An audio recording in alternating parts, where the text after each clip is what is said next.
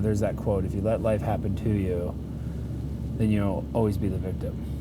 But if you let it happen for you, then you always have the ability to make choices, and therein is freedom.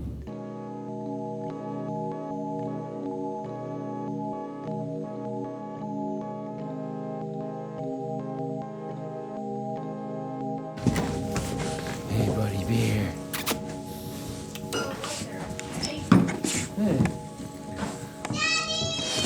Hey!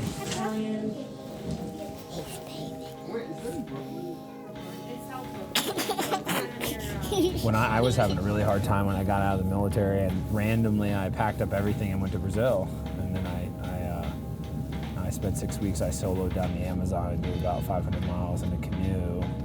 And it was very, very hard. The bugs and mosquitoes, just a way of life. And I lost like 30 pounds almost. Most people go home and take pills and sit there and go to counseling 3 days a week. Well, I went and did that, and it fundamentally changed me. Like, I came back, I wasn't thinking about anything else except for that experience. It was like the new normal. We need obstacles to help us learn about who we are. And in that process, in that obstacle is everything that we need to grow and evolve beyond it, and then more will come. Look out! And everything. Yeah, they're turning their little wrists. They know. You want to get over here too, B? All right, come on.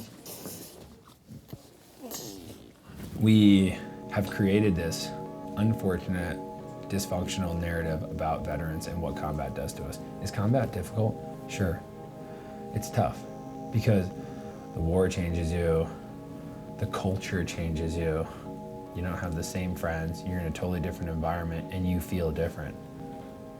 Why are we trying to like unsee behind the curtain? It's like once you open the curtain and look, you close it, you'll never forget what you've seen, ever. Well, if that's like all you ever talk about, that has fundamentally destroyed your life, because growth is life. So all these guys ever do is perpetuate the past. It becomes the future. And it just becomes this like identity. PTSD is an identity.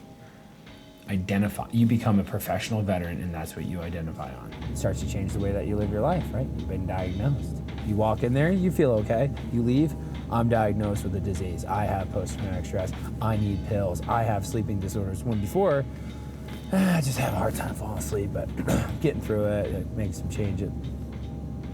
Then that road just begins, right? You start to kind of do things. I'm sorry, I have a disease, right? Now everyone's glued, right? Everything's blamed on something. There's no ownership anymore in life. There has to be something. Well, did your dad yell a lot? That explains it then. Okay, so people are always going to take the easy way, for the most part. The easy way will always kill you. You know, it was funny you asked that question. Like, well, do you guys have any like psychologists or psychiatrists? We're not about other people's ideas. You have your own universe living inside of you. That's what we should be focusing on, the expansion of that free space. It's like when you watch me work those horses today. It has to be their own free choice. I use pressure and obstacles to get the horse to look in a certain direction, and then I back it off, and then they think it's their own idea that they were able to move away from pressure. So like a horse learns actually not from the application of pressure, but from the release of it. So I gotta create a pressure environment to shift their focus.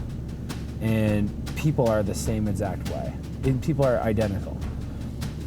One guy said to me last year, he's like, this is like the hardest thing I've like ever done.